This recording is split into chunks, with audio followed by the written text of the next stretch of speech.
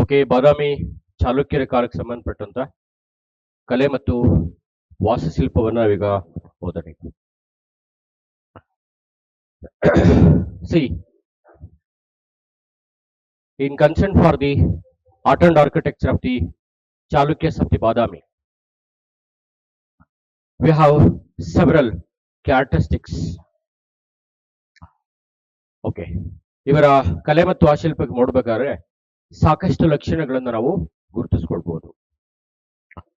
Even till today we are watching and observing the various great monuments of the peoples of this period. Okay, see, after the Kadambas of the Banvasi, they given wonderful contribution in the sector of the art and architecture. Very memorable and very attractive for the any tourist people in across the globe. ಇವತ್ತು ಇವರು ಬಿಟ್ಟು ಹೋಗಿರುವಂತಹ ಕಲಾಸ್ಮಾರಕಗಳು ಜಗತ್ತಿನಾದ್ಯಂತ ಪ್ರವಾಸಿಗರನ್ನ ಆಕರ್ಷಣೆ ಮಾಡ್ತಾ ಇವೆ. So ಹಾಗಾಗಿ ಇವರ ಕಲೆ ಮತ್ತು ವಾಸ್ತುಶಿಲ್ಪ ಅಂತ ನೀವೇನ್ ಮಾತನಾಡ್ತೀರಾ, ಇಟ್ಸ್ ವೆರಿ ಸಿಗ್ನಿಫಿಕೆಂಟ್ ಆಸ್ಪೆಕ್ಟ್.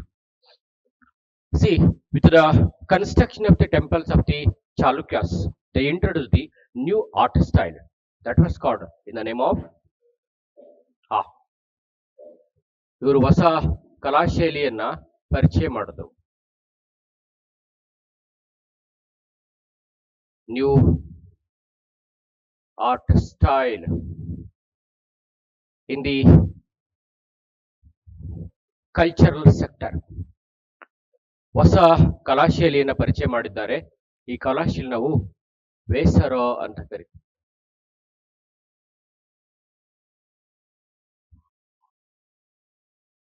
ಇದನ್ನ ವೇಸರ ಕಲಾಶೈಲಿ. ಇವರು ಬಿಟ್ಟು ಹೋಗಿರುವ ಕಲಾಶೈಲಿಗಳನ್ನ ನಾವೇನ್ ಕರಿತೀವಿ, ವೇಸರ ಕಲಾಶೈಲಿ ಅಂತ ಅರ್ಥ. ಗೊತ್ತಾಗುತ್ತೆ ವೇಸರ ಅಂತಂದ್ರೆ ಏನ್ ಗೊತ್ತಾಗುತ್ತೆ? ವೇಸರ ಅಂದ್ರೆ ದ್ರಾವಿಡ ಮತ್ತು ನಾಗರ ಕಲಾಶೈಲಿಗಳ ಮಿಶ್ರಣ. ಹಾಗಾದ್ರೆ ನಾಗರ ಶೈಲಿಯಿಂದ ಯಾರು ಪರಿಚಯ ಮಾಡಿದವರು? ಯಾರು? ಗುಪ್ತರು ಪರಿಚಯ ಮಾಡಿದ್ರು. ದ್ರಾವಿಡ ಶೈಲಿ ಪರಿಚಯ ಮಾಡಿದವರು ಯಾರು? ಪಲ್ಲವರು. ನಮ್ಮ ದೇಶದಲ್ಲಿ ಫಸ್ಟ್ ಟೆಂಪಲ್ ಅನ್ನ ನಿರ್ಮಾಣ ಮಾಡಿದವರು ಗುಪ್ತರು. ಅರ್ಥ ಆಯ್ತಾ? ಅದೇ ತರ ಸೌತ್ ಅಲ್ಲಿ ಟೆಂಪಲ್ಸ್ ಅನ್ನ ಫಸ್ಟ್ ನಿರ್ಮಾಣ ಮಾಡೋದು ಕದಂಬರು. ಅದ್ರ ಮುಂದುವರಿಸಿದವರು ನಮಗೆ ಕಂಚಿಯ ಪಲ್ಲವರು. ಈ ಉತ್ತರದ ಶೈಲಿ ಮತ್ತು ದಕ್ಷಿಣ ಶೈಲಿ ಎರಡೂ ಶೈಲಿಗಳ ಮಿಶ್ರಣವನ್ನ ಮಾಡಿ ಟೆಂಪಲ್ ಅನ್ನು ನಿರ್ಮಾಣ ಮಾಡಿದವರು ಬಾದಾಮಿ ಚಾಲುಕ್ಯರು. ಹಾಗಾಗಿ ಈ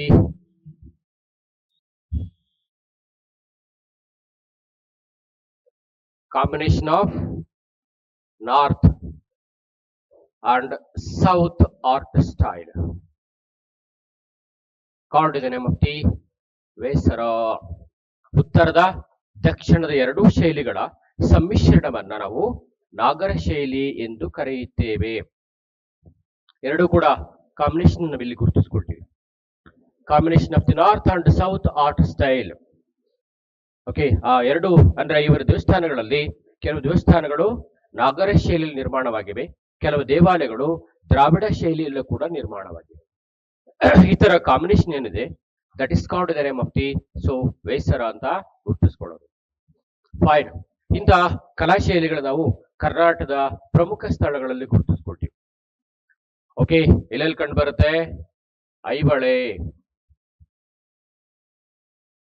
ಓಕೆ, ಅದಕ್ಕಿಂತ ಫಸ್ಟ್ ಬಾದಾಮಿ ಮತ್ತು ಪಟ್ಟದಕಲ್ಲು. ಈ ಮೂರು ಭಾಗದಲ್ಲಿ ನಾವು ಅವರ ಕಲಾಶೈಲಿಗಳನ್ನ ಕುರಿತು ಮಾತನಾಡ್ತಾ ಹೋಗ್ತೀವಿ. ಯಾವ ಜಿಲ್ಲೆಗೆ ಸಂಬಂಧಪಟ್ಟ ಇವು? ಬಾಗಲಕೋಟೆ ಜಿಲ್ಲಾ ವ್ಯಾಪ್ತಿಗೆ ಬರುವಂತ ಕಲಾ ಸ್ಮಾರಕಗಳು ಅಂತ ಅರ್ಥ. ಒಂದೊಂದಾಗಿ ನಾವೀಗ ಚೆಕ್ ಮಾಡ್ಕೊ ಬರೋಣ. ಫಸ್ಟ್ ನೇರವಾಗಿ ನಾವು ಈಗ ಐಹೊಳೆಗೆ ಹೋಗೋಣ. ಆಯ್ತಾ? ಬಾದಾಮಿ ಹೋಗೋಣ, ಐಹೊಳೆಗೆ ಹೋಗೋಣ. ನೀವೆಲ್ಲಿ ಹೋಗ್ತೀರ ಅಲ್ಲಿ ಹೋಗ್ತಾ ಇರೋದೆ. ಎಲ್ಲ ಹೋಗೋಣ್ರಿ? ಫಸ್ಟ್ ಬಾದಾಮಿಗೆ ಹೋಗೋಣ. ಆಯ್ತು, ಅದೇ ಹೋಗೋಣ.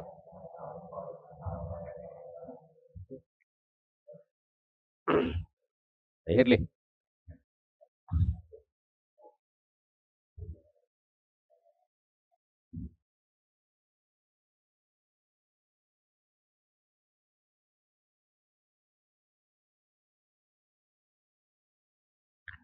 ಫಸ್ಟ್ ಬನ್ನೀಗ ಬಾದಾಮಿ ಬಂದಿದೀವಿ, ನೋಡ್ಕೊಂಬರೋಣ ಏನೇನಿದೆ ಬಾದಾಮಿನಲ್ಲಿ ಅಂತೇಳಿ.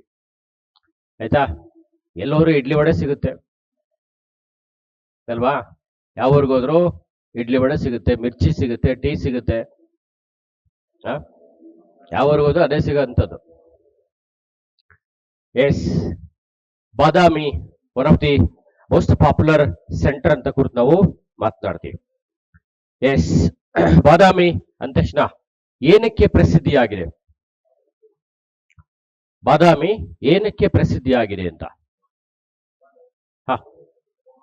ಕೇವ್ಸ್ ಅಥವಾ ಗುಹಾಂತರ ದೇವಾಲಯಗಳು ಅಥವಾ ಗುಹೆಗಳಿಗೆ, ಅಥವಾ ನಾವು ರಾಕ್ ಕಟ್ ಹಾರ್ಟ್ ಅಂತ ಕರಿತೀವಿ. Non for the rock cut heart. ಬೃಹತ್ ಬಂಡೆಗಳನ್ನ ಕತ್ತರಿಸಿ ಅವರು ಗುಹೆಗಳನ್ನ ನಿರ್ಮಾಣ ಮಾಡಿದ್ದಾರೆ. ಅರ್ಥ ಆಯ್ತಾ? ಅಂತ ಗುಹಾಂತರ ದೇವಾಲಯಗಳನ್ನ ನಾವು ಮುಖ್ಯವಾಗಿ ಬಾದಾಮಿಯಲ್ಲಿ ಕಾಣುತ್ತೇವೆ. That's first important developments. ಹಾಗಾಗಿ known for the caves or ಗುಹಾಂತರ ದೇವಾಲಯಗಳು. Yes, how many caves are there? ಎಷ್ಟು ಕೇವ್ಸ್ ಇದೆ? 4 ಗುಹಾಂತರ ದೇವಾಲಯಗಳನ್ನ ಕಾಣುತ್ತೇವೆ. These caves are dedicated to the lord Shiva, Vishnu and Tirthankaras. ಇವುಗಳನ್ನ ಶಿವನಿಗೆ, ವಿಷ್ಣುವಿಗೆ ಮತ್ತು ತೀರ್ಥಂಕರರಿಗೆ ಹೆಸರಿನಲ್ಲಿ ಈ ಗುಹೆಗಳನ್ನ ನಿರ್ಮಾಣ ಮಾಡಲಾಗಿದೆ. ಗೊತ್ತಾಯ್ತಾ? ಅಷ್ಟು ಗುಹೆಗಳನ್ನ ಇವರಲ್ಲಿ ನಾವು ಮುಖ್ಯವಾಗಿ ಗುರುತಿಸ್ಕೊಳ್ತೀವಿ. ಈಗ ನಾವು ಫಸ್ಟ್ ಕೇವ್ಗೆ ಹೋಗೋಣ. ಈಗ ಮೊದಲ ಗುಹೆ. ಇದನ್ನ ಶೈವ ಕೇವ್ ಅಂತ ಕರಿತೀವಿ. ಇದೊಂದು ಶೈವ ಗುಹೆಯಾಗಿದೆ ಅಂತ ಬರ್ಕೊಳ್ಳಿ. ಇದೊಂದು ಶೈವ ಗುಹೆಯಾಗಿದೆ. ಎಸ್, ಒಳಗಡೆ ಹೋದ್ರೆ there are 4 pillars.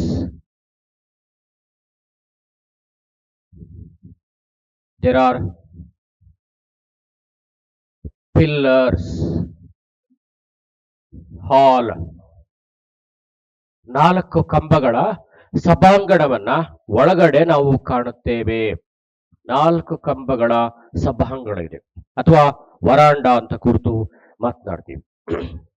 And another one 8 pillars in the interior hall.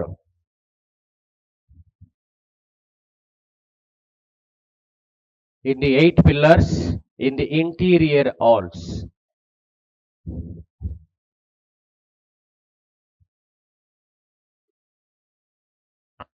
ಹೊರಭಾಗದಲ್ಲಿ 4 ಕಂಬಗಳಿದ್ರೆ, ಅರ್ಥ ಆಯ್ತಾ? ಒಳಗಡೆ ಇಂಟೀರಿಯರ್ಗೆ ಹೋದ್ರೆ ಅಲ್ಲಿ ಪುನಃ ಗೋಡೆಗೆ 4 ಕಂಬ, 8 ಕಂಬಗಳನ್ನ ಫಿಕ್ಸ್ ಮಾಡಿದೆ. ಒಂದೊಂದು ಕಂಬದ ಮಧ್ಯೆ ಒಂದೊಂದು ಚಿತ್ರಗಳನ್ನ ಕೆತ್ತಿದ್ದಾರೆ. ಈಗ ಇದೊಂದು ಕಂಬ ಅಂತ ಇಟ್ಕೊಳ್ಳಿ, ಇದೊಂದು ಕಂಬ, ಇದ್ ನಡುವೆ ಚಿತ್ರಗಳನ್ನ ಅವರು ಕೆತ್ತಿದ್ದಾರೆ. ಇದರ ಒಳಗಡೆ 8 ಕಂಬಗಳ ಒಂದು ಸಭಾಂಗಣದಲ್ಲಿ ಒಂದೊಂದು ಕಂಬದ ಮಧ್ಯಲ್ಲೂ ಕೂಡ ಒಂದೊಂದು ಆಕರ್ಷಕ ಶಿಲ್ಪಗಳನ್ನ ಕೆತ್ತಿದ್ದಾರೆ. ಹೊರಗಡೆ 4 ಇದೆ, ಒಳಗಡೆ 8 ಈ ತರ ಗೋಡೆಗೆ ಹೊಂದಿಕೊಂಡಿರುವಂತೆ ಪಿಲ್ಲರ್ಸ್ ಅನ್ನ ನಾವು ಕಾಣುತ್ತೇವೆ. ಇದು ಅತ್ಯಂತ ಮೋಸ್ಟ್ ಇಂಪಾರ್ಟೆಂಟ್ ಥಿಂಗ್ಸ್. ಈ ಪಿಲ್ಲರ್ಸ್ ಹೋದ್ರೆ ಏನೇ ಯಾವ ಸ್ಕಲ್ಪ್ಚರ್ಸ್ ತುಂಬಾ ಗಮನವನ್ನ ಸೆಳೆಯುವಂತ ಸ್ಕಲ್ಪ್ಚರ್ಸ್ ಅಂತ ಗೊತ್ತಿರಬೇಕು. Very attractive sculptures in the inside the first cave. Almost all these sculptures are dedicated to the Lord Shiva and his various avatars. ಶಿವನ ಕುರಿತು ವಿವಿಧ ಶಿಲ್ಪಗಳನ್ನ ಆಕರ್ಷಕವಾಗಿ ಇಲ್ಲಿ ನಾವು ಪ್ರಧಾನವಾಗಿ ಕಾಣ್ತೀವಿ. ಅದರ ಅತ್ಯಂತ ಆಕರ್ಷಣೀಯವಾಗಿ ಕಾಣುವಂತ ಶಿಲ್ಪ ಯಾವುದು ಅಂತ ತಮಗೆ ಗೊತ್ತಿರಬೇಕು. ಯಾವುದು ಅತ್ಯಂತ ಗಮನ ಸೆಳೆಯುವ ಶಿಲ್ಪ? ಮೊದಲನೇ ಕೇವ್ನಲ್ಲಿ ಗಮನ ಸೆಳೆಯುವಂಥದ್ದು. ನಿಮ್ಮ ಎಕ್ಸಾಮ್ ನಲ್ಲಿ ತುಂಬಾ ಸರಿ ಕೇಳಿದ್ದಾರೆ ಅದನ್ನ, ಆ ಶಿಲ್ಪವನ್ನ.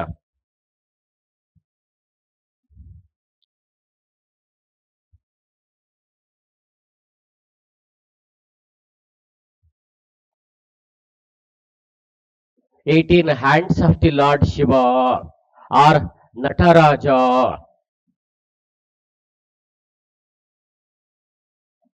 ಏನ್ ನಟರಾಜ ಅಂತಂದ್ರೆ ಡ್ಯಾನ್ಸಿಂಗ್ ಶಿವ.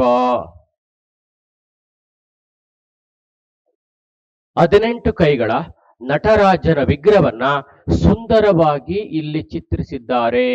18 ಕೈಗಳ ನಟರಾಜರ ವಿಗ್ರಹವನ್ನ ಸುಂದರವಾಗಿ ಎಲ್ಲಿ ಕೆತ್ತಿರೋದು? ಇಲ್ಲಿ. ನೋಡಿದ್ರೆ ನಿಜಕ್ಕೂ ಶಿವ ಡ್ಯಾನ್ಸ್ ಮಾಡ್ತಾ ಇದ್ದಾನೇನೋ ಅನ್ನೋ ತರ ಇದೆ. ಅಷ್ಟರ ಮಟ್ಟಿಗೆ 18 hands Nataraja very popular and attractive sculpture here.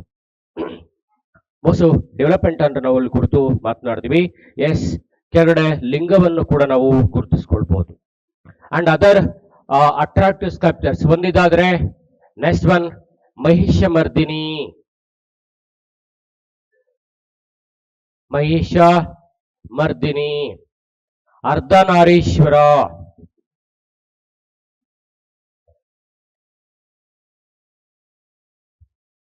Ardhanarishvara, Mahishamardini, Ardhanarishvara. Okay, so are the other important sculptures of the stage. ಆಯ್ತಾ? ಇವೆಲ್ಲ ಫಸ್ಟ್ ಕೇವ್ ನಲ್ಲಿ ಕಂಡು ಬರುವಂತಹ ಪ್ರಮುಖವಾದಂತಹ ಅಂಶಗಳಿವೆ. ಶಿವನಿಗೆ ಸಂಬಂಧಪಟ್ಟಂತೆ ಸಾಕಷ್ಟು ಶಿಲ್ಪಗಳನ್ನ ಇದು ಹೊಂದಿರೋದಕ್ಕೋಸ್ಕರ ನಾವು ಶೈವ ಗುಹೆ ಎಂದು ಕರೆದಿದ್ದೇವೆ. ಆಯ್ತಾ? Next another one, other important steps ಇದೆ. ಸೆಕೆಂಡ್ ಒನ್, ಸೆಕೆಂಡ್ ಕೇವ್ ಅಂತ ಹಾಕಿ. ಈಗ ಎರಡನೇ ಕೇವ್ ಅನ್ನ ಕುರಿತು ನಾವೀಗ ಮಾತನಾಡೋದು. Second cave, second and third cave are dedicated to the lord Vishnu. 2 ಮತ್ತು 3ನೇ ಗುಹೆಗಳು ವಿಷ್ಣುವಿಗೆ ಸಂಬಂಧಪಟ್ಟಂತ ಗುಹೆಗಳಾಗಿವೆ. ಹಾಗಾಗಿ ಇದು ವೈಷ್ಣವ ಕೇವ್. ಇದೊಂದು ವೈಷ್ಣವ ಗುಹೆಯಾಗಿದೆ. ಅರ್ಥ ಆಯ್ತಾ? ಇದು ಪೂರ್ಣ ಪ್ರಮಾಣದಲ್ಲಿ ಸೊ ವಿಷ್ಣುವಿಗೆ ಸಂಬಂಧಪಟ್ಟಂತ ಗುಹೆಗಳನ್ನ ಇಲ್ಲಿ ಪ್ರಧಾನವಾಗಿ ಗುರುತಿಸ್ಕೊಳ್ತೀವಿ. So that's important things. ಇಲ್ಲಿ ವಿಶೇಷವಾಗಿ ಗಮನ ಸೆಳೆದು ಅಂತಂದ್ರೆ ಶೇಷಶಯನ.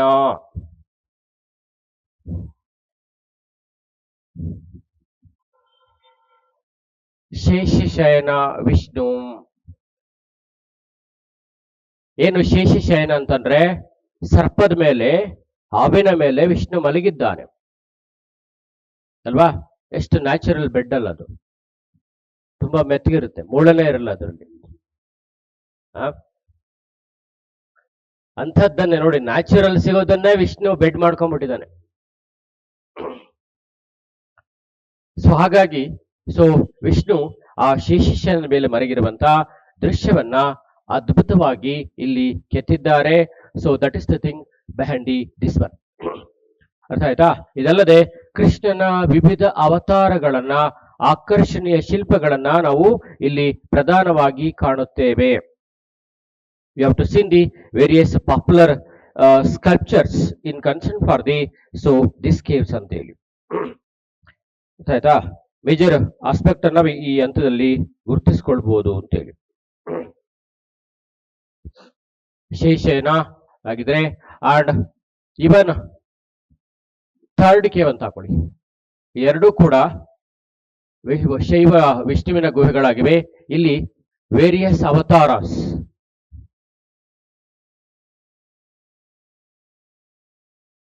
Of lord Vishnu are beautifully carved. Various avatars of the lord Vishnu are beautifully carved. ವಿಷ್ಣುವಿನ ವಿವಿಧ ಅವತಾರಗಳನ್ನ ಸುಂದರವಾಗಿ ಕೆತ್ತಿದ್ದಾರೆ ಅಥವಾ ಚಿತ್ರಿಸಿದ್ದಾರೆ ಅಂತ ಅನ್ನೋದು in the second and third cave ಅಂತ. ಓಕೆ, ಈ ಗುಹೆಗಳನ್ನ ಯಾರು ನಿರ್ಮಾಣ ಮಾಡಿದ್ದು ಅಂತ ಜ್ಞಾಪಕ ಇದೆಯಾ? 2 ಮತ್ತು 3ನೇ ಗುಹೆಗಳ ನಿರ್ಮಾಣ ಮಾಡಿದವನು Mangalesha. Okay, these caves second and third cave ಯಾರ ಕಾಲದಲ್ಲಿ ನಿರ್ಮಾಣವಾಗಿದ್ದು?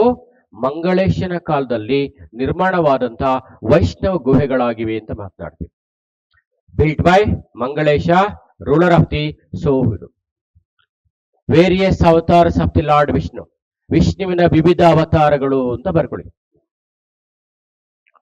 Okay, built by Mangalesha. Okay, ರಾಜ ಮಂಗಳೇಶ ಇವುಗಳನ್ನ ನಿರ್ಮಾಣ ಮಾಡಿದ್ದಾನೆ. ನೆಕ್ಸ್ಟ್ ಫೋರ್ತ್ ಕೇವ್, ಇದನ್ನ ಜೈನ್ ಕೇವ್ ಅಂತ ಕರಿತೀವಿ. ಇದೊಂದು ಜೈನ ಗುಹೆಯಾಗಿದೆ. ಇಲ್ಲಿ ಅಟ್ರಾಕ್ಟಿವ್ ಸ್ಕಲ್ಪ್ಚರ್ಸ್ ಅಂತಂದ್ರೆ ಒಂದು 23rd and 24th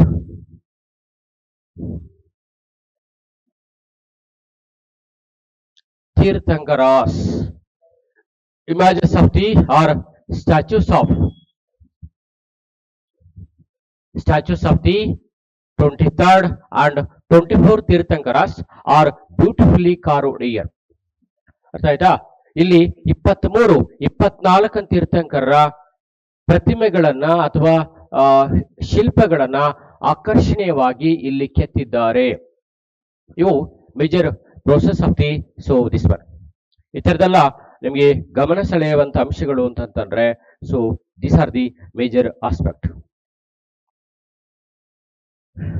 ಓಕೆ, ಇದು ಅತ್ಯಂತ ಜನಪ್ರಿಯ ಬದಲಾವಣೆ ಅಂತ ಕುರಿತು ನಾವು ಮಾತನಾಡ್ತೀವಿ.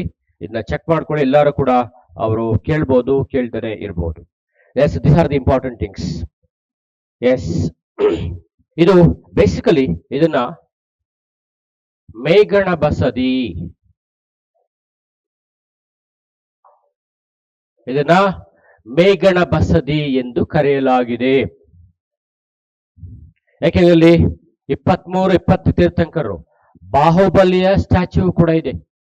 ಬರೀ 23, 24 ಅಲ್ಲ, ಬಾಹುಬಲಿಯ ಚಿತ್ರಣವನ್ನು ಕೂಡ ನಾವು ಈ ಗುಹೆಯಲ್ಲಿ ಕಾಣುತ್ತೇವೆ. ಹಾಗಾಗಿ ಅತ್ಯಂತ ಇಂಪಾರ್ಟೆಂಟ್ ಪೋರ್ಷನ್ಸ್ ಅಂತಂದ್ರೆ ಅದು ದೀಸ್ ಆರ್ ದಿ ಥಿಂಗ್ಸ್ ಅಂತ ಅರ್ಥ. ಅರ್ಥ ಆಯ್ತಾ? ಇದು ಮೇಜರ್ ಡೆವಲಪ್ಮೆಂಟ್ಸ್. ಆಮೇಲೆ ಸೆಕೆಂಡ್ ಕೇವ್ ಇನ್ನೊಂದು ಯಾವುದು ಅಂತಂದ್ರೆ ವಿಷ್ಣುವಿನ ಈ ದಶಾವತಾರ,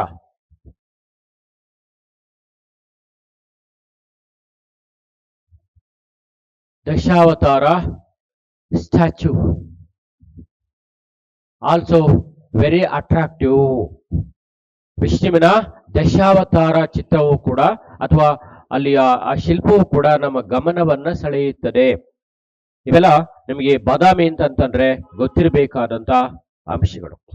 ನೆಕ್ಸ್ಟ್ ಹೆಡಿಂಗ್ ನೇರೋಬರಣಿಗ ಬಾದಾಮಿ ಅಂತಂದ್ರೆ ಈ ತರ ಗೊತ್ತಾಯ್ತು. ನೆಕ್ಸ್ಟ್ ಹೆಡಿಂಗ್ ಐಹೊಳೆ, ಬರ್ಕೊಂಡ್ರೆ ಇದು ನೆಕ್ಸ್ಟ್ ಒನ್ ಐಹೊಳೆ.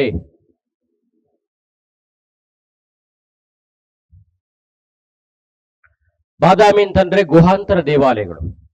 ಅದೇ ತರ ಐಹೊಳೆ ಅಂದ ತಕ್ಷಣ ನಮಗೆ ಸಾಕಷ್ಟು ಮಾಹಿತಿಗಳು ಜ್ಞಾಪಕಕ್ಕೆ ಬರುತ್ತೆ. ಎಸ್, ಐಹೊಳೆ ಅಂದ್ರೆ ಏನ್ ಜ್ಞಾಪಕ ಬರುತ್ತೆ?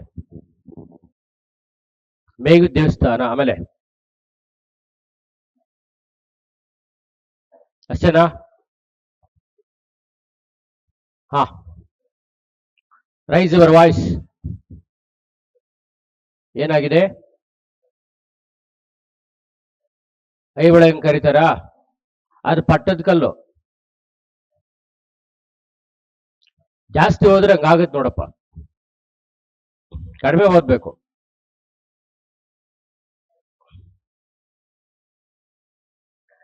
ಓಕೆ, ಎಸ್, ಕರ್ನಾಟಕದಲ್ಲಿ ಜಾಸ್ತಿ ದೇವಸ್ಥಾನಗಳು ಅಂತ ಯಾವ್ದಾರು ಊರಾಗಿದ್ರೆ ಅದು ಐಹೊಳೆಯಲ್ಲಿ.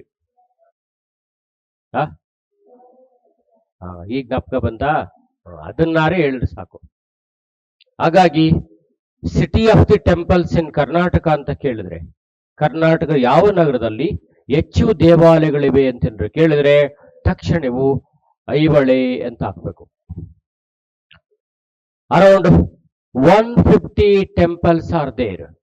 150ಕ್ಕೂ ಹೆಚ್ಚು ದೇವಾಲಯಗಳು ಐಹೊಳೆಯಲ್ಲಿ ಕಂಡು ಬರುತ್ತವೆ. ಅದಾಯ್ತಾ? ಈ ಒಂದು ಕಾರಣಕ್ಕೋಸ್ಕರ ಇದನ್ನ ದೇವಾಲಯಗಳ ನಗರ ಎಂದು ಕರೆದಿದ್ದೇವೆ. ಸಿಟಿ ಆಫ್ ಟೆಂಪಲ್ಸ್, ದೇವಾಲಯಗಳ ನಗರ. ಎಸ್, ಅರೌಂಡ್ 150 ದೇವಸ್ಥಾನಗಳನ್ನ ಇಲ್ಲಿ ಕಾಣ್ತೀವಿ.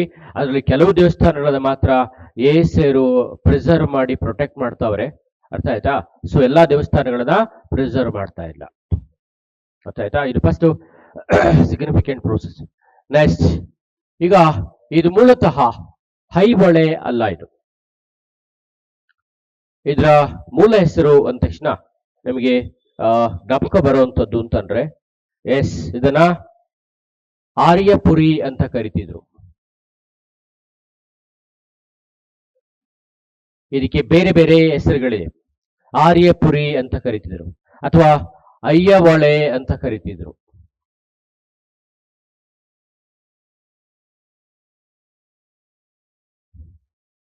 ಅಯ್ಯವಳೆ ಅಂತ ಕರಿತಾ ಇದ್ರು. ಓಕೆ, ಅಥವಾ ಅಹಿ ಒಳಲಾಲ್,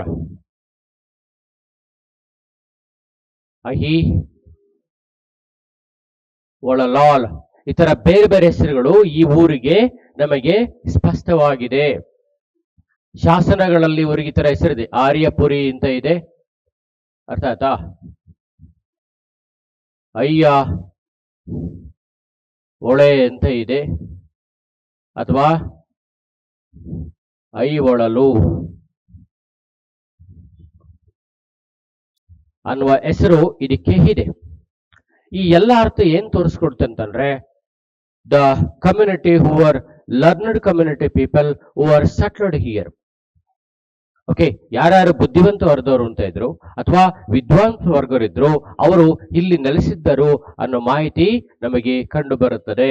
ಹಾಗಾಗಿ ಇದು ನಾವು ಸಂಸ್ಕೃತ ಭಾಷೆಯಲ್ಲಿ ಸಿಟಿ ಆಫ್ ಲರ್ನಡ್ ಕಮ್ಯುನಿಟಿ ಅಂತ ಕರಿತೀವಿ. ಸಿಟಿ ಆಫ್ ಲರ್ನಡ್ ಕಮ್ಯುನಿಟಿ, ಅದಾಯ್ತಾ? ಅಂದ್ರೆ ವಿದ್ವಾಂಸರ ನಗರ, ಅಥವಾ ಪ್ರಮುಖವಾಗಿ ಯಾರ್ಯಾರು ಬುದ್ಧಿವಂತರ ನಗರ ಅಂತ ವಾಸ ಮಾಡ್ತಿದ್ರು, ಅಥವಾ ಬ್ರಾಹ್ಮಣರು ವಾಸ ಮಾಡ್ತಿದ್ರು ಅಂತ ಅರ್ಥ. ಹಾಗಾಗಿ city of the Brahman class community peoples, city of the learned community peoples or scholarly peoples. ವಿದ್ವಾಂಸರು ಅಥವಾ ಬ್ರಾಹ್ಮಣ ಸಮುದಾಯದವರು ಹೆಚ್ಚಿಲ್ ವಾಸ ಮಾಡ್ತಿದ್ರು ಅನ್ನೋ ಲೆಕ್ಕಾಚಾರಕ್ಕೆ ಇದು ನಾವು ಗುರುತಿಸಿಕೊಂಡಿದ್ದೇವೆ. ಎಸ್, ಇದು first important developments in the stage. ಅರ್ಥ ಆಯ್ತಾ? So whatever the temples of the Aivade which were built around 7th century to between 10th century CE, all these temples were built. ಇಲ್ಲಿ ಏನೇನು ದೇವಸ್ಥಾನಗಳು ನಿರ್ಮಾಣವಾಗಿವೆ, ಈ ದೇವಾಲಯಗಳು 7ರಿಂದ 10ನೇ ಶತಮಾನದ ಒಳಗಡೆ ನಿರ್ಮಾಣವಾಗಿರುವಂತ ದೇವಾಲಯಗಳು. ಇಲ್ಲಿ ದೇವಾಲಯಗಳು ಕ್ರಿಸ್ತಶಕ 7ನೇ ಶತಮಾನದಿಂದ 10ನೇ ಶತಮಾನದ ಒಳಗಡೆ ಇವುಗಳು ನಿರ್ಮಾಣವಾಗಿವೆ. ನೀವು ಇದ್ದಕ್ಕಿದ್ದಂಗೆ ದುರ್ಗಾ ಟೆಂಪಲ್ ಅಂತ ಬರಂಗಿಲ್ಲ. ಈ ತರ ಓದ್ಕೊಂಡು ಆಮೇಲೆ ಆ ಊರಲ್ಲಿ ಏನ್ ದೇವಸ್ಥಾನ ಅಂತ ಬರ್ಬೇಕು. ಫಸ್ಟ್ ಆ ಊರಿನ ಬಗ್ಗೆ, ಓವರ್ ಆಲ್ ಸ್ಕಲ್ಪ್ಚರ್ಸ್ ಬಗ್ಗೆ ನೀವು ಹೇಳಿ, ಆಮೇಲೆ ಒಂದೊಂದು ದೇವಸ್ಥಾನ ಬಗ್ಗೆ ಮಾತನಾಡ್ಬೇಕೇ ಹೊರತು ಇದ್ದಕ್ಕಿದ್ದಂಗೆ ದುರ್ಗಾ ಟೆಂಪಲ್, ಆ ಟೆಂಪಲ್ ಈ ಟೆಂಪಲ್ ಅಂತ ಮಾತನಾಡೋದಲ್ಲ. ನಮ್ಗೇನಾಗ್ಬಿಟ್ಟಿದೆ ಅಂದ್ರೆ ಆ ತರ ಹೇಳ್ಕೊಟ್ಟೆ ಪ್ರಾಕ್ಟೀಸ್ ಆಗಿರ್ತವೆ. ಈ ತರ ಸಮರೈಸ್ ಮಾಡಿ ಓದುವ ಪ್ರಾಕ್ಟೀಸ್ ಅನ್ನ ನಮ್ಮ ಪುಸ್ತಕ ಬರೆಯೋರು ಮಾಡಿಲ್ಲ. ಹಿಂಗಾಗಿ ಅವ್ರು ಬರೆದನೆ ನಮ್ಗೆ ಓದಕ್ ಬರ್ತಾ ಇಲ್ಲ. ನಾಳೆ ಇಂಟರ್ವ್ಯೂ ಓದಲು ಕೈಯೊಳೆ ಅಂತಲ್ಲಿ ಹೀಗೇನು ಹೇಳ್ಬೇಕು. ಅಲ್ಲಿ 7ರಿಂದ 10ನೇ ಶತಮಾನದಲ್ಲಿ ವಿವಿಧ ದೇವಾಲಯಗಳು ನಿರ್ಮಾಣವಾಗಿವೆ. ಇದಕ್ಕೆಲ್ಲ ಕಾರಣ ಆ ಭಾಗದಾಗಿದ್ದಂತ ವಿದ್ವಾಂಸರು ಅಂತಲೇ ನೀವು ಸ್ಟಾರ್ಟ್ ಮಾಡಬೇಕು. ಹಾಗೆ ಇವರು ಸರಿಯಾಗಿ ಹೇಳ್ತಾ ಇದಾರೆ, ಇವರನ್ನ ತಿಳ್ಕೊಂಡಿದ್ದಾರೆ, ಓದಿದ್ದಾರೆ ಅಂತ ಅವ್ರು ನಿಮ್ಮ ಮಾತು ಯಾರು ಕೇಳ್ತಾರೋ ಅವ್ರಿಗೆ ಅರ್ಥ ಆಗುತ್ತೆ. ಹಾಗೆ ನಿಮ್ಮ ಒಂದೊಂದು ವಾಕ್ಯವೂ ಕೂಡ ನಿಮ್ಮನ್ನ you should have good knowledge, ಈ ತರ ತಿಳಿದಿದೆ ಅನ್ನೋದನ್ನ ಅವ್ರ ಮುಂದೆ ನೀವು ಸ್ಪಷ್ಟಪಡಿಸ್ಬೇಕು.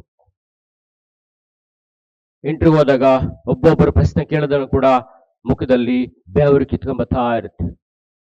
ಪಾರ್ಡನ್ ಸರ್ ಅಂತಿರ್ತೀರ. ಅರ್ಥ ಆಗ್ತಿಲ್ಲ ಸರ್, ಇನ್ನೊಮ್ಮೆ ಹೇಳಿ ಅಂತ.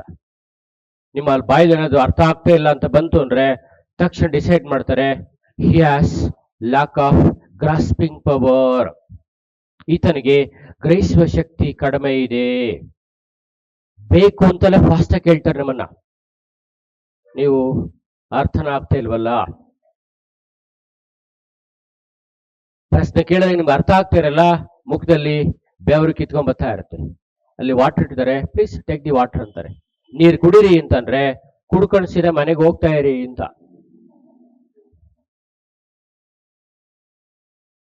ಹಾಗಾಗಿ ಓದ್ಬೇಕಾದ್ರೆ ಪ್ರತಿ ವಾಕ್ಯವನ್ನ ಗಮನ ಇಟ್ಟು ಓದ್ಬೇಕು, ಅದನ್ನ ಸಮರೈಸ್ ಮಾಡಿ ಹೇಳುವುದನ್ನ ನೀವು ಪ್ರಾಕ್ಟೀಸ್ ಮಾಡಿರ್ಬೇಕು. ಆಗ ನೋಡಪ್ಪ ಇಂಥ ಪರೀಕ್ಷೆಗಳಲ್ಲಿ ನೀವು ಆಫೀಸರ್ ಆಗೋದಕ್ಕೆ ನಿಮ್ಮನ್ನ ಏನು ಅಂತ ಜಡ್ಜ್ ಮಾಡೋದು ಈ ಒಂದು ಹಂತದಲ್ಲಿ. So that is the thing.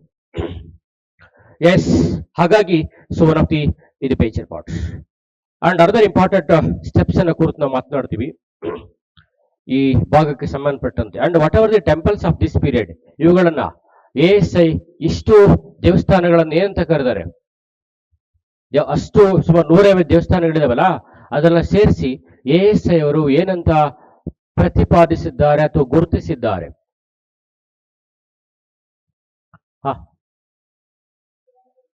ದೇವಾಲಯಗಳ ಅದ್ಬಿಟ್ರೆ ಬೇರೆ ಪದ ಬರಲ್ಲ ನಮ್ಗೆ, ಅದೊಂದೇ ಅಲ್ಲ.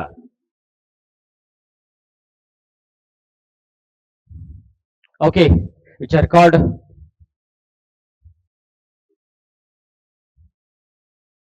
Group of monuments which are combinedly called as a group of monuments. ಅರ್ಥ ಆಯ್ತಾ? ಎಸ್, ಹಾಗಾಗಿ ಸ್ಮಾರಕಗಳ ಗುಂಪುಗಳು.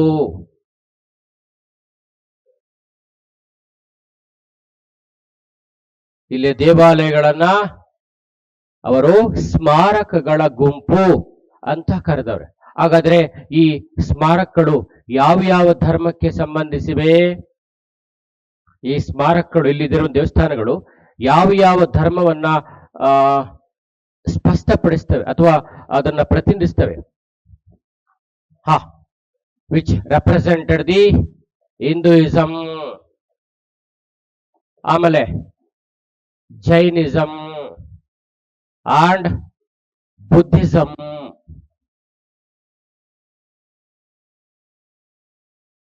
ಅರ್ಥ ಆಯ್ತಾ? ಈ ದೇವಾಲಯಗಳು, ಈ ಗುಂಪಿನ ದೇವಾಲಯಗಳು ಏನನ್ನ ನಮಗೆ ಪ್ರತಿನಿಧಿಸ್ತವೆ? ಹಿಂದೂ ಧರ್ಮವನ್ನ ಪ್ರತಿನಿಧಿಸ್ತವೆ, ಜೈನ ಧರ್ಮವನ್ನ ಪ್ರತಿನಿಧಿಸ್ತವೆ, ಬೌದ್ಧ ಧರ್ಮವನ್ನ ಪ್ರತಿನಿಧಿಸುವಂತ ದೇವಾಲಯಗಳು ಇಲ್ಲಿ ನಿರ್ಮಾಣವಾಗಿವೆ. ಅದು ನಿಮ್ಮ ಗಮನದಲ್ಲಿ ಇರಬೇಕು. ಅರ್ಥ ಆಯ್ತಲ್ಲ? ಇವುಗಳನ್ನ ಗುಂಪು ದೇವಾಲಯಗಳು. ಈ ಗುಂಪು ದೇವಾಲಯಗಳು ಬೌದ್ಧ, ಜೈನ ಮತ್ತು ಸೊ ಹಿಂದೂ ಧರ್ಮಕ್ಕೆ ಸಂಬಂಧಪಟ್ಟಿವೆ. ಇದು ಇವರ it indicated their secular policy or religious tolerance. It indicated the secular policy or religious tolerance of the peoples of this period. ಇವರ ಧಾರ್ಮಿಕ ಸಹಿಷ್ಣುತೆಯನ್ನ, ಜಾತ್ಯಾತೀತ ಸ್ವರೂಪವನ್ನ, ಇದು ಇವೆಲ್ಲ ಮೈನ್ಸ್ ಹಿಂಗೆ ಬರೀಬೇಕು. ಇದಕ್ಕೆ ದೇವಸ್ಥಾನ ಸ್ಟಾರ್ಟ್ ಮಾಡೋದಲ್ಲ, ಗೊತ್ತಾಯ್ತಲ್ಲ? ಈ ತರ ಬರ್ಕೊಂಡೆ ಲಾಸ್ಟ್ಗೆ ಒಂದೊಂದು ಟೆಂಪಲ್ಸ್ ಅನ್ನ ಫೋಕಸ್ ಮಾಡ್ಬೇಕೆ ಹೊರತು ಇದಕ್ಕಿನ್ನ ಬರೀತು ಯಾರು ಈ ತರ ಬರೀತಾರ ಅವರಿಗೆ ಫುಲ್ ಮಾರ್ಕ್ಸ್ ಹೋಗುತ್ತೆ. ನೀವು ಎಲ್ಲ ಬರೀತೀರಾ ಬರೀ 3 ಮಾರ್ಕ್ಸ್ ಕೊಡ್ತಾರೆ. ಈ ತರ ಯಾರು ಕಂಪ್ಯಾರಿಟಿವ್ ಮಾಡಿ ಬರುತ್ತಾರೆ ಅವರಿಗೆ ಔಟ್ ಆಫ್ 12 ಮಾರ್ಕ್ಸ್ಗೆ 8 ಮಾರ್ಕ್ಸ್ ಹೋಗುತ್ತೆ. ನಾನು ಚೆನ್ನಾಗಿ ಬರೆದಿದ್ದೇನೆ ಅಂತ ಅನ್ಕೋಬಹುದು, ಯಾರು ಕೊಡಲ್ಲ. ಯಾಕೆಂದ್ರೆ ಈ ತರ ಸಮರೈಸ್ ಮಾಡಿ ಪ್ರಾಕ್ಟೀಸ್ ಮಾಡಿ ಓದುವುದನ್ನ ನಮ್ಗೆ ಯಾರು ಹೇಳ್ಕೊಟ್ಟಿರೋದಿಲ್ಲ, ನಾವು ಸ್ವಂತ ಕಲ್ತ್ಕೊಂಡಿರೋದಿಲ್ಲ. ಅವಾಗೇನಾಗುತ್ತೆ, ಆಟೋಮೆಟಿಕ್ ಮಾರ್ಕ್ಸು ಡೌನ್ ಆಗುತ್ತೆ. ನೀವು ತಿಳ್ಕೊಂಡಿದ್ದೀರಾ ನಾನು ಎಲ್ಲ ಬರೆದಿದ್ದೀನಿ ಅಂತ, ನೇಬರ್. ಹೀಗೆ ನೀವು ಬರೆಯುವುದನ್ನ ತಾವು ಪ್ರಾಕ್ಟೀಸ್ ಮಾಡಬೇಕು. So that is the developments behind the so preparations. So ಅಂದ್ರೆ ಹಾಗಾಗಿ ಇದನ್ನ cradle of the experimentation of temples ಅಂತ ಕರೆದಾರೆ. ಹೀಗಾಗಿ ಇವುಗಳನ್ನ ಕ್ರಾಡಲ್ ಆಫ್ ಎಕ್ಸ್ಪೆರಿಮೆಂಟೇಷನ್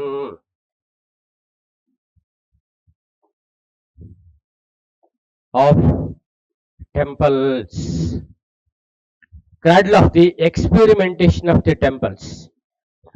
ಅರ್ಥ ಆಯ್ತಾ? ಅಂದ್ರೆ ಈ ದೇವಾಲಯಗಳ ನಿರ್ಮಾಣದಲ್ಲಿ ಪ್ರಯೋಗೋತ್ತರ ಮಾಡಿದ್ದಾರೆ.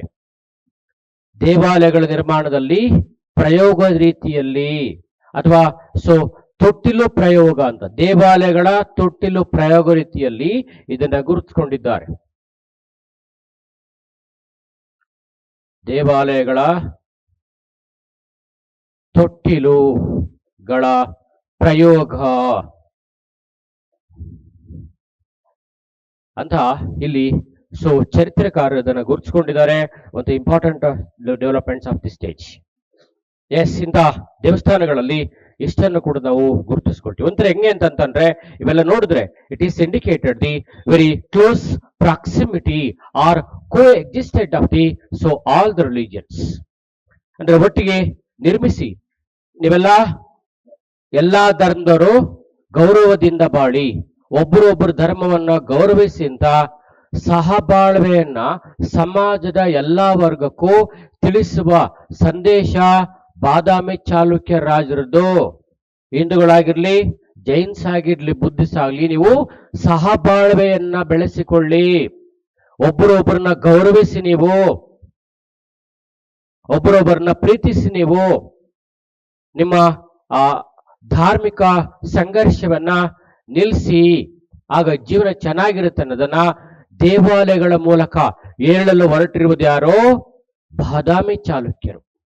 ಹಂಗಾಗಿದು ಧಾರ್ಮಿಕ ಸಾಮರಸ್ಯ. ಎಲ್ರು ಚೆನ್ನಾಗಿ ನೋಡಿ, ನೀವು ಹಿಂದೂಗಳು ನಿಮ್ ದೇವಸ್ಥಾನ ಕಟ್ಟಿದೀವಿ, ನೀವು ಸೊ ಜೈನ್ಸು ನಿಮ್ ದೇವಸ್ಥಾನ ಕಟ್ಟಿದೀವಿ, ನೀವು ಸೊ ಬೌದ್ಧರು ನಿಮ್ ದೇವಸ್ಥಾನ ಕಟ್ಟಿದೀವಿ ಅಂತ ಎಲ್ಲಾ ಧಾರ್ಮಿಕರ ನಡುವೆ ಸಾಮರಸ್ಯವನ್ನ, ಹೊಂದಾಣಿಕೆಯನ್ನ ಮಾಡುವ ಉದ್ದೇಶದಿಂದ ಇವುಗಳ ನಿರ್ಮಾಣ ಮಾಡಿದ್ದಾರೆ. ಇದನ್ನೇ ಕರೀತೀವಿ ಪ್ರಾಕ್ಟಿಕಲ್ ಅಂತ ಅರ್ಥ. ಜನರಿಗೆ ಪ್ರಾಯೋಗಿಕ ಅರ್ಥ ಆಗ್ಬೇಕು, ರಾಜ ಅಂತ ಗೊತ್ತಾಗಬೇಕು, ಎಲ್ಲರನ್ನ ಪ್ರೀತಿ ವಿಶ್ವಾಸದ ಕಾಣ್ತಾರೆ ಅಂತ ಗೊತ್ತಾಗಬೇಕು ಅಂತ ಇವುಗಳನ್ನ ಅವರು ಆ ದಿನಗಳಲ್ಲಿ ಪ್ರಯೋಗ ಮಾಡಿದ್ದಾರೆ ಅಂತ.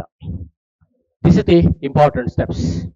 ಓಕೆ, ಹಾಗಾಗಿ ಎಲ್ಲ ಒಂದು ರೀತಿ ಇವು syndicated as a social utilities ಅಂತ ಚರಿತ್ರೆಕಾರರು ಕರೆದವೆ. ಇದೇನ್ ಕರೆದವ್ರೆ? Social utility. ಏನಂಗಂದ್ರೆ ಸಾಮಾಜಿಕ ಉಪಯುಕ್ತತೆ ಅಂತ ಅರ್ಥ. ಈ ದೇವಸ್ಥಾನಗಳನ್ನ ಸಾಮಾಜಿಕ ಉಪಯುಕ್ತತೆ ಅಂಶಗಳಾಗಿ ಗುರುತಿಸಿಕೊಳ್ಬಹುದು. And each temple known for the artistic designs. Each temples known for artistic designs. ಪ್ರತಿ ದೇವಾಲಯಕ್ಕೂ ಸೂಕ್ಷ್ಮ ಕಲಾತ್ಮಕ ಅಂಶಗಳಿಗೆ ಹೆಸರುವಾಸಿಯಾಗಿದೆ. ಸೂಕ್ಷ್ಮ ಕಲಾತ್ಮಕ ಅಂಶಗಳಿಗೆ ಪ್ರತಿ ದೇವಾಲಯ ಹೆಸರುವಾಸಿರುವುದನ್ನು ನಾವು ಗುರುತಿಸ್ಕೊಳ್ತಾ ಹೋಗ್ತೀವಿ. ಆಮೇಲೆ ಯಾರ್ಯಾರು ಇಲ್ಲಿ ಇಂಥ ಕಟ್ಟಿದ್ದಾರೆ ಇವೆಲ್ಲ ದೇಶೀಯ ಮಟ್ಟದಲ್ಲಿ, ಪ್ರಾದೇಶಿಕ ಮಟ್ಟದಲ್ಲಿ ಗುರುತಿಸಲ್ಪಟ್ಟಿದ್ದಂತ ಕಲಾಗಾರರು. ಅರ್ಥ ಆಯ್ತಾ? ವಿಶ್ವಾಸ ಬರ್ಕೊಡಿ. Built by regional artisans. Built by regional artisans ಅಥವಾ artistic community peoples. Local or regional.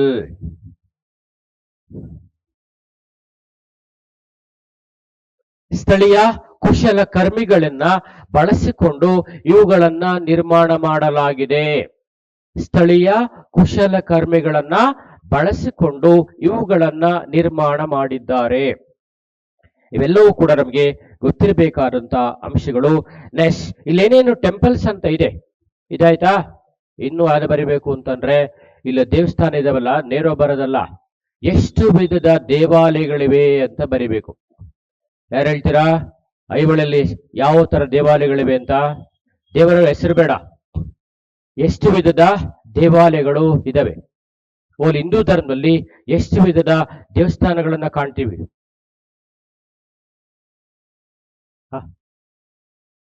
ಜೋರಾಗಿ ಹೇಳ್ರಿ.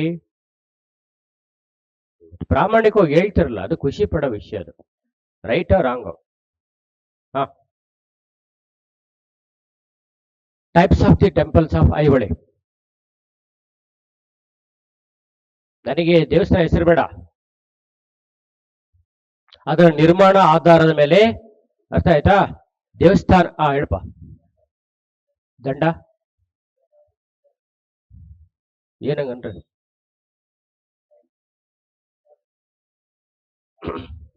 ಓಕೆ, ಸೊ ಯಾಕೆ ಹಿಂಗಾಗುತ್ತೆ ಅಂದ್ರೆ ನಾವು ಆತರ ಓದಿರಲ್ಲ, ಅದೇ ಸಮಸ್ಯೆ. ಅವ್ರ ಹಂಗ್ ಬರ್ದಿಲ್ಲ, ಹಂಗಾಗಿ ನಾವು ಓದಿಲ್ಲ, ಹಂಗಾಗಿ ಹೇಳಕ್ ಬರಲ್ಲ ನಮ್ಗೆ. ಬರ್ಕೊಡಿ. So first one is Sandhara type.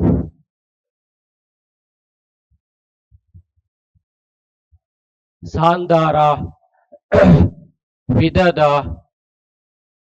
ದೇವಾಲಯಗಳು. ಫಸ್ಟ್ ಒನ್ ಸಾಂದಾರ ವಿಧದ ದೇವಾಲಯಗಳು ಅಂತ ಅರ್ಥ. ಓಕೆ, ಸೆಕೆಂಡ್ ಒನ್ ನಿರಂತರ. ಸಾಂದಾರ ಅಂತ ಅಂದ್ರೆ ಔಟ್ಸೈಡ್ ದಿ ಪ್ರದಕ್ಷಿಣ ಪಥ, ಅರ್ಥ ಆಯ್ತಾ? So outside the pradakshina patha ಅಂತ ಗುರುತಿಸ್ಕೊಳ್ತೀವಿ, ಅಂದ್ರೆ ವಿತ್ ಪ್ರದಕ್ಷಿಣ ಪಥ.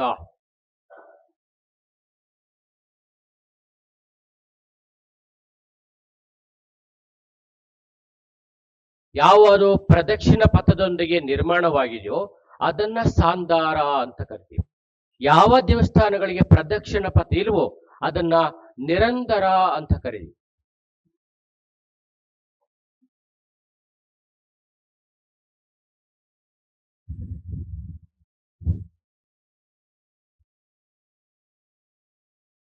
ಇಲ್ಲಿ ನೋ ಪ್ರದಕ್ಷಿಣ ಪಥ, ಯಾವುದೇ ಪ್ರದಕ್ಷಿಣ ಪಥಗಳನ್ನ ನಾವಿಲ್ಲಿ ಕಂಡು ಬರುವುದಿಲ್ಲ.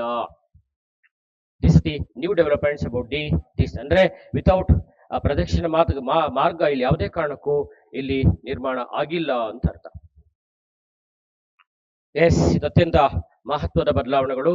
ಈಗ ಒಂದೊಂದಾಗಿ ಅಂತ ದೇವಸ್ಥಾನಗಳನ್ನ ನಾವು ಚೆಕ್ ಮಾಡ್ತಾ ಹೋಗೋಣ.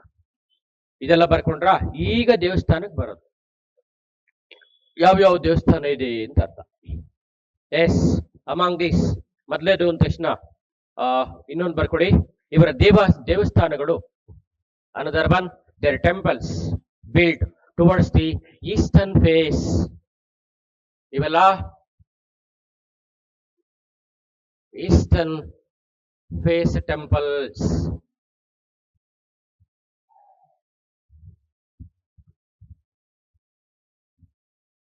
ಈ ದೇವಸ್ಥಾನಗಳನ್ನ ಪೂರ್ವಾಭಿಮುಖವಾಗಿ ನಿರ್ಮಿಸಲಾಗಿದೆ. ಚಾಲುಕ್ಯರ ದೇವಸ್ಥಾನಗಳು ಯಾವ ಮುಖವನ್ನು, ಯಾವ ಕಡೆ ಮುಖ ಮಾಡಿವೆ? ಪೂರ್ವಾಭಿಮುಖ, ಈಸ್ಟರ್ನ್ ಫೇಸ್ಡ್ ಟೆಂಪಲ್ಸ್. ಇವೆಲ್ಲ ಅದು ನಿಮಗೆ ಗೊತ್ತಿರಬೇಕಾದಂತ ಅಂಶಗಳು. ಆಮೇಲೆ ಇನ್ನೊಂದು ಅಂತಂದ್ರೆ, every temple usually built on 3 to 4 feet height jagati or free standing face. Okay, temple built on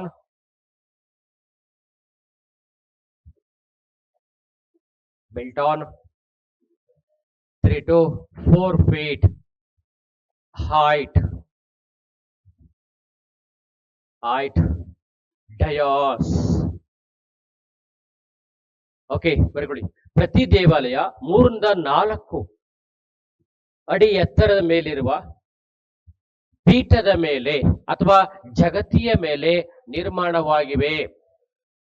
3 ರಿಂದ 4 ಅಡಿ ಎತ್ತರವಂತಹ ಪೀಠ ಅಥವಾ ಜಗತಿಯ ಮೇಲೆ ದೇವಾಲಯಗಳು ನಿರ್ಮಾಣವಾಗಿರುವುದನ್ನ ನಾವು ಕಾಣುತ್ತೇವೆ. ಆಮೇಲೆ ಅದರ ಬೇಸ್ಮೆಂಟ್ ಇದೆಲ್ಲ, ಬೇಸ್ಮೆಂಟ್ ತುಂಬಾ ಚಿಕ್ಕದಾಗಿದೆ, ಅಗಲವಾಗಿಲ್ಲ. ಅರ್ಥ ಆಯ್ತಾ?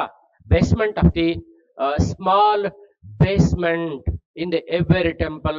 Basement is very small in the each temples. ಪ್ರತಿ ದೇವಸ್ಥಾನದಲ್ಲಿ ತಳಹದಿ ಚಿಕ್ಕದಾಗಿರುವಂತಹ ತಳಹದಿಯನ್ನ ಇವರು ನಾವು ಕಾಣುತ್ತೇವೆ ಅಂತ ಅರ್ಥ. ನೆಕ್ಸ್ಟ್ ಅನದರ್ ಒನ್, ಇಲ್ಲೂ ಕೂಡ ನಾವು ಗುರುತಿಸ್ಕೊಳ್ತೀವಿ. ದೇ ಕಂಟಿನ್ಯೂಡ್ ದಿ ಕೂಟ ಸ್ಟ್ರಕ್ಚರ್. ಇಲ್ಲೂ ಕೂಡ ಕೂಟ ಸ್ಟ್ರಕ್ಚರ್ಸ್ ಅನ್ನ ಅವರು ಮುಂದುವರಿಸಿದ್ದಾರೆ. ಕೂಟ ದೇವಾಲಯಗಳು ಇಲ್ಲೂ ಕೂಡ ಕಂಡು ಬರ್ತವೆ. ಇಲ್ಲಿ ಹೆಚ್ಚು ಕಂಡು ಬರೋದು ಏಕಕೂಟ ಮತ್ತು ದ್ವಿಕೂಟ. ತ್ರಿಕೂಟ ಕಡಿಮೆ ಇದೆ, ಏಕಕೂಟ ಮತ್ತು ದ್ವಿಕೂಟದ ದೇವಸ್ಥಾನಗಳು ಹೆಚ್ಚು ನಿರ್ಮಾಣವಾಗಿವೆ ಅಂತ ಅರ್ಥ. ಅರ್ಥ ಆಯ್ತಾ? Next another one, inside the pradakshina patha ಅಂತ ಹಾಕೊಳ್ಳಿ. Not outside, inside the pradakshina patha ಅಂತ ಹಾಕೊಳ್ಳಿ.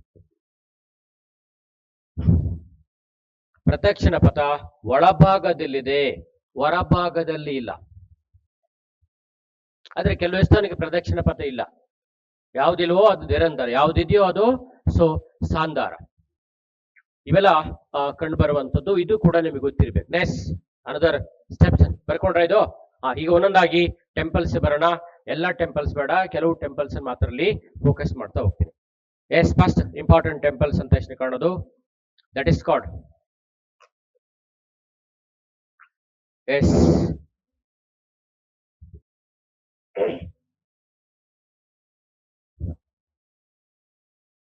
ಮೊದಲದು ಲಾಡಕಾನ್ ಟೆಂಪಲ್.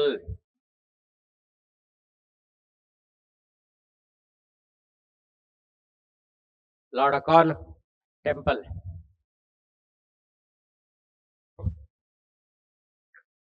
ಲಾಡಕಾನ್ ದೇವಾಲಯ ಅಂತ ಬರ್ಕೊಡಿ. ಐಹೊಳೆ ಮೊದಲನೇ ಕಾಣೋದು ಲಾಡಕಾನ್ ದೇವಾಲಯ. ಎಸ್, ಯಾರಾದ್ರೂ ಹೇಳ್ತೀರಾ?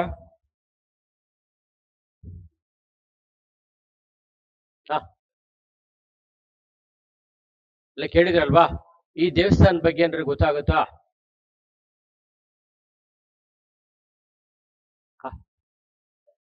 ಮುಸ್ಲಿಂ ಸಂತನಿಗೋಸ್ಕರ ಕಟ್ಟವ್ರೆ. ಅವ್ರು ಹೇಳ್ತಾರೆ ಸರಿ ಇದೆಯಾ?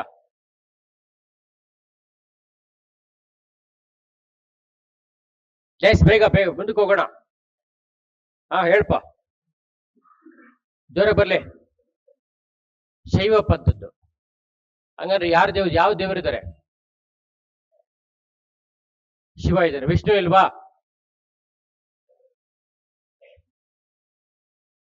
Okay, basically it's A Shiva temple. ಇದೊಂದು ಶಿವನ ದೇವಾಲಯವಾಗಿದೆ. ಯಾಕೆ ಇದಕ್ಕೆ ಲಾಡಕಾನ್ ಅಂತ ಹೆಸರು ಬಂದಿದೆ ಅಂತಂದ್ರೆ, ಬಾದಾಮಿ ಚಾಲುಕ್ಯರ ನಂತರದ ದಿನಗಳಲ್ಲಿ ಒಬ್ಬ ಮುಸ್ಲಿಂ ಫಕೀರ ಸಂತ ಅದು ಆಳ್ಬಿದ್ದಿದೆ ಅಂತ ಲೋಕ ಸೇರ್ಕೊಂಡ್ಬಿಟ್ಟಿದ್ದ. He was a man of the miracles. He was a well-known Muslim fakir who represented the Sufism. Sufis ಅಂತ ಅವನು. ಆದ್ರೆ ಅವನು ಸ್ವಲ್ಪ ಮೆಂಟಲ್ ಇಂಬ್ಯಾಲೆನ್ಸ್ ಅಂತ ಕಾಣುತ್ತೆ. ಯಾರ ಜೊತೆ ಮಾತಾಡ್ತಿರಲಿಲ್ಲ ಅವನು. ಮಾನಸಿಕವನ ಅಸ್ತವ್ಯಸ್ತನಾಗಿದ್ದ. ಆತ ಮೂಲತಃ ಸುಫೀಸ್ ಅಂತ. ಅವನು ಬಹಳ ದಿನಗಳ ಕಾಲ ವಾಸ ಮಾಡ್ತಿದ್ದ. ಜನವನ್ನ ಡಿಸ್ಟರ್ಬ್ ಮಾಡಕ್ ಹೋಗ್ಲಿಲ್ಲ. ಅವನು ನಿಧನ ಆದ್ಮೇಲೆ ಆ ದೇವಸ್ಥಾನವನ್ನ ಶುಚಿಗೊಳಿಸಿ ಜೀರ್ಣೋದ್ಧಾರ ಮಾಡಿ ಮತ್ತೆ ಅಲ್ಲಿ ಶಿವನಿಗೆ ಪೂಜೆ, ಲಿಂಗಕ್ಕೆ ಪೂಜೆ ಸಲ್ಲಿಸುವ ಕೆಲಸ ಆರಂಭ ಮಾಡಿದ್ರು. ಹಂಗಾಗಿ ಜನ ಮೊದಲಿಂದ ಲಾಡಕಾನ್ ಅಂತ ಕರೀತಾರಲ್ವಾ, ಹಂಗಾಗದು. ಸೊ ಲಾಡಕಾನ್ ದೇವಾಲಯ ಅಂತ ಹೆಸರುವಾಸಿಯಾಗಿದೆ. ಮೂಲತಃ ಅದು ಶಿವನ ದೇವಾಲಯ ಅಂತ ಕುರಿತು ಮಾತನಾಡಿದ್ವಿ. ಬರ್ಕೊಳ್ಳಿ. ಇದು earliest temple of the Aihole. ಐಹೊಳೆಯ ಹಳೆಯ ದೇವಾಲಯಗಳಲ್ಲಿ ಒಂದಿದು. ಐಹೊಳೆಯಲ್ಲಿ ಏನ್ ದೇವಸ್ಥಾನ ನಿರ್ಮಾಣವಾಗಿವೆ ಅದರ ಅತ್ಯಂತ ಹಳೆಯ ದೇವಾಲಯ ಅಂತ ಕರೆದರು.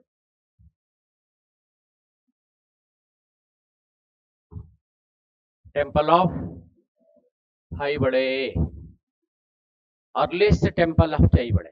ಏನ್ ದೇವಸ್ಥಾನ ನಿರ್ಮಾಣವಾಗಿದೆ, ಅತ್ಯಂತ ಹಳೆಯ ದೇವಸ್ಥಾನ ಅಂತ ಕುರಿತು ನಾವು ಮಾತನಾಡ್ತೀವಿ. One of the most important steps ಇದು. ಎಸ್, ಇದರ ವಿಶೇಷತೆ ಅಂತ ಗೊತ್ತಾಗುತ್ತಾ?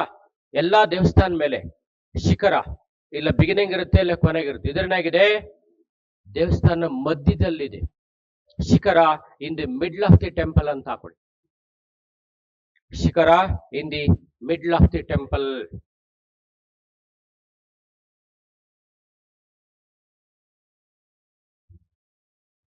Middle of temple. ಅರ್ಥ ಆಯ್ತಾ? ಇದು ನಾಗರ ಶೈಲಿಯಲ್ಲಿ ನಿರ್ಮಾಣವಾಗಿರುವ ದೇವಾಲಯವಾಗಿದೆ. It built according to the Nagara style of art ಅಂತ ಅರ್ಥ. ಎಸ್, ಸೆಕೆಂಡ್ ದೇವಸ್ಥಾನ ಬರೋಣ.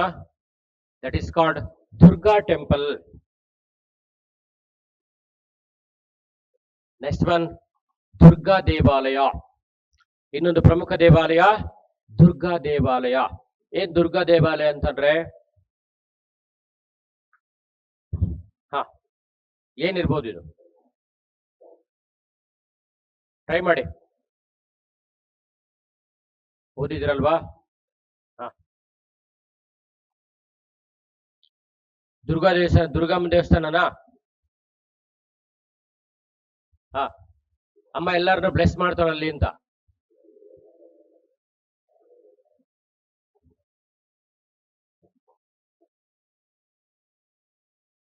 ಬೇಸಿಕಲಿ ಇದು ಸನ್ ಟೆಂಪಲ್, ಸೂರ್ಯ ಮಂದಿರ ಇದು. ಅರ್ಥ ಆಯ್ತಾ? ಬಟ್ ಇಟ್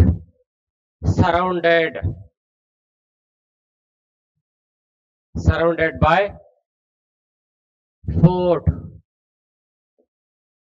ಸುತ್ತ ಸುತ್ತಲೂ ಕೋಟೆಯಿಂದ ಆವೃತವಾಗಿದೆ. ಮೂಲತಃ ಇದು ಸೂರ್ಯನ ಮಂದಿರ, ಸೂರ್ಯ ದೇವಾಲಯ, ಸರೌಂಡೆಡ್ ಬೈ ದಿ ಫೋರ್ಟ್. ಹಾಗಾಗಿ ಇದಕ್ಕೆ ಈ ರೀತಿ ನಾವು ಗುರುತಿಸ್ಕೊಳ್ತೀವಿ ಅಂತ ಅರ್ಥ. And another one very similar to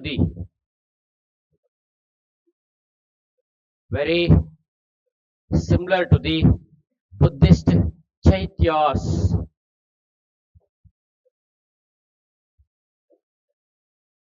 Very similar to the Buddhist chaityas. ಇದು ಬೌದ್ಧರ ಚೈತ್ಯಾಲಯಕ್ಕೆ ಹೋಲಿಕೆಯಂತಿದೆ. ಬೌದ್ಧರ ಚೈತ್ಯಾಲಯಕ್ಕಿದು ಹೋಲಿಕೆಯಂತೆ ನಿರ್ಮಾಣ ಮಾಡಿರೋದನ್ನ ನಾವು ಗುರುತಿಸ್ಕೊಳ್ತೀವಿ. ಇದರ ಇನ್ನೊಂದು ವಿಶೇಷ ಅಂತಂದ್ರೆ ಇದರ ಬೇಸ್ಮೆಂಟ್ಸ್ ಇದೆಯಲ್ಲ, look कैसे ಆರ್ಷಿಶು,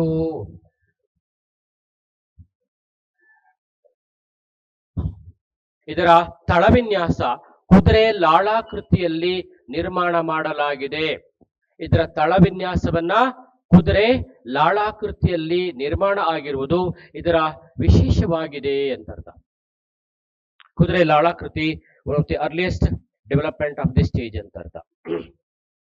ಹೌದಾ? ಹೀಗೆ ಸಾಕಷ್ಟು ಡೆವಲಪ್ಮೆಂಟ್ ಗಳನ್ನ ನಾವು ಗುರುತಿಸ್ಕೊಳ್ತಾ ಹೋಗ್ತೀವಿ. ಅತ್ಯಂತ ಮಹತ್ವದ ಅಂಶ. ಎಸ್, ಇದೆಲ್ಲ ಗೊತ್ತಿರಬೇಕಾದಂತ ಅಂಶಗಳು. ದಾಡಕಾನ್ ದೇವಸ್ಥಾನ ಆಯ್ತು, ದುರ್ಗಾ ಟೆಂಪಲ್ ಆಯ್ತು, ಇನ್ಯಾವುದಾದ್ರು ಟೆಂಪಲ್ ಇದೆಯಾ? ನೆಕ್ಸ್ಟ್ ಅನದರ್ ಒನ್ ಬರ್ಕೊಡಿ, ಉಚ್ಚಿ ಮಲ್ಲಿ ಗುಡಿ. ಹಾಗೆ ಬರ್ಕೋಬೇಕು ನೀವು, ಉಚ್ಚಿ ಮಲ್ಲಿ ಗುಡಿ.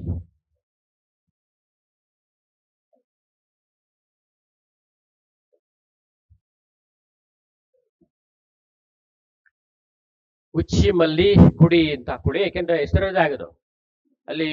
ಇದು ಮೂಲತಃ ಶಿವನ್ ದೇವಸ್ಥಾನ. ಇದು ಬೇಸಿಕಲಿ ಶಿವ ಟೆಂಪಲ್.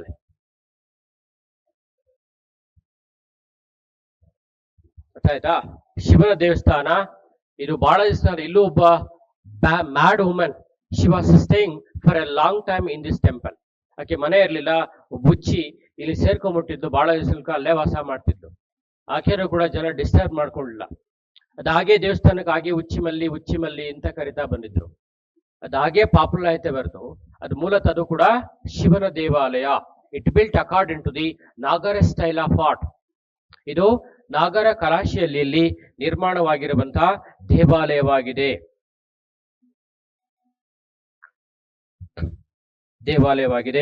ದೇವಸ್ಥಾನಕ್ಕೆ ಸಂಬಂಧಪಟ್ಟಂತ ಎಲ್ಲ ಅಂಶಗಳನ್ನ ನಾವು ಇಲ್ಲಿ ಕಾಣ್ತೀವಿ. Next another one, Meguti temple. Meguti ದೇವಾಲಯ. ಇನ್ನೊಂದು ಇದನ್ನ ಜೈನ್ ಟೆಂಪಲ್ ಇದು, ಅಥವಾ ಜೈನ ಬಸದಿ. ಇದೊಂದು ಜೈನ ಬಸದಿ ಆಗಿದೆ. ಏನು ದೇವಸ್ಥಾನದ ವಿಶೇಷತೆ? ಐಹೊಳೆ ಶಾಸನ ಇದೇ ದೇವಸ್ಥಾನದಲ್ಲಿ ಪತ್ತೆಯಾಗಿದೆ. ಬರ್ಕೊಳ್ಳಿ, ಇದು ಐಹೊಳೆ ಶಾಸನ ಇದೇ ದೇವಸ್ಥಾನದಲ್ಲಿ ನಿರ್ಮಾಣವಾಗಿದೆ. ಇದು ದ್ರಾವಿಡ ಶೈಲಿಯಲ್ಲಿ ನಿರ್ಮಾಣವಾಗಿದೆ. ಓಕೆ, ದ್ರಾವಿಡ ಶೈಲಿಯಲ್ಲಿ ಈ ದೇವಾಲಯ ನಿರ್ಮಾಣವಾಗಿದೆ. ಇವೆಲ್ಲ ನಿಮಗೆ ಐಹೊಳೆ ಅಂತಂದ್ರೆ ಇನ್ನು ತುಂಬಾ ಟೆಂಪಲ್ಸ್ ಇಲ್ಲಿ ಕಂಡು ಬರ್ತವೆ. ಕೆಲವೊಂದನ್ನ ಮಾತ್ರ ನಿಮಗೆ ಇಲ್ಲಿ ತಿಳಿಸ್ಕೊಟ್ಟಿದ್ದೀನಿ. ಆಯ್ತಾ? ಇದು ಐಹೊಳೆ ಅಂತಂದ್ರೆ ಗೊತ್ತಿರಬೇಕಾದಂತ ಮಾಹಿತಿಗಳು. ನೆಕ್ಸ್ಟ್ ಈಗ ನೇರ ಬರೋಣ, ಪಟ್ಟದ ಕಲ್ಲು.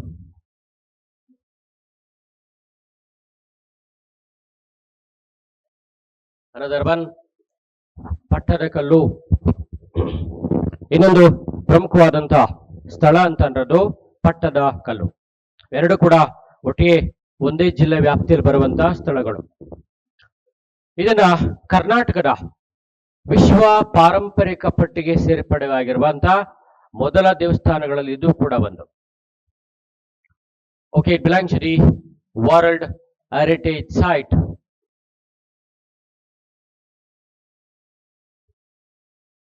World Heritage Site declared in the year 1987. 1987ರಲ್ಲಿ ಇದನ್ನ ವಿಶ್ವ ಪಾರಂಪರಿಕ ಪಟ್ಟಿಗೆ ಸೇರ್ಪಡೆ ಮಾಡಲಾಗಿದೆ. ಪಟ್ಟದಕಲ್ಲು ಮೂಲತಃ ಇದು ಪಟ್ಟದಕಲ್ಲಲ್ಲ, ಸ್ಥಳೀಯವಾಗಿ ಇದನ್ನ ಜನ ಬೇಸಿಕಲಿ ಕಿಸಾವಳಲು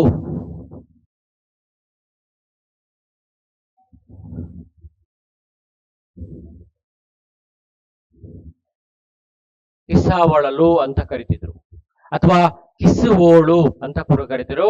ಕಿಸಾವಳಲು ಅಂದ್ರೂ ಒಂದೇ, ಅಥವಾ ಕಿಸುವೋಳು ಅಂತ ಅಂದ್ರೂ ಕೂಡ ಒಂದೇ. ಇದು on the banks of the river Malaprabha. So this temple was built.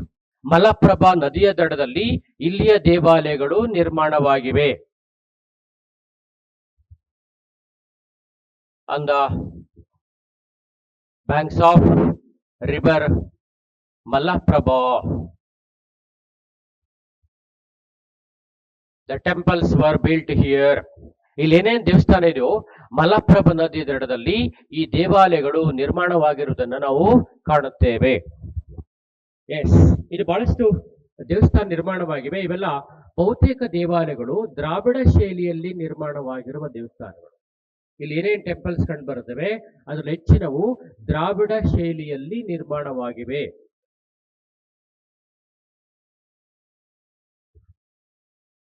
Style of art, ಆ ಕಲಾಶೈಲಿಯಲ್ಲಿ ಈ ದೇವಸ್ಥಾನಗಳ ಬೆಳವಣಿಗೆ ನಾವು ಪ್ರಧಾನವಾಗಿ ಗುರುತಿಸ್ಕೊಳ್ತೀವಿ. ಎಸ್, ಇಂಪಾರ್ಟೆಂಟ್ ಟೆಂಪಲ್ಸ್ ಅಂತ ಮಾತನಾಡ್ಬೋದು. ಎಸ್, ಇಲ್ಲಿ ಬರುವಂತಹ ಪ್ರಮುಖ ದೇವಸ್ಥಾನಗಳು ಫಸ್ಟ್ ಒನ್ ಬರ್ಕೊಡಿ. Virupaksha temple, Virupaksha temple. Galaganatha temple, Galaganatha temple. Sangameshwara temple,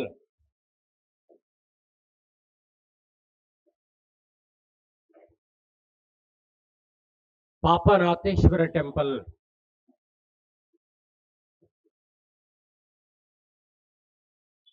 Papanatheshwara temple. Okay, next Jambulingeshwara temple, Jambu Lingeshwara temple. ಬಹಳಷ್ಟು ಟೆಂಪಲ್ಗಳನ್ನ ನಾವು ಈ ಭಾಗದಲ್ಲಿ ಗುರುತಿಸ್ಕೊತೀವಿ.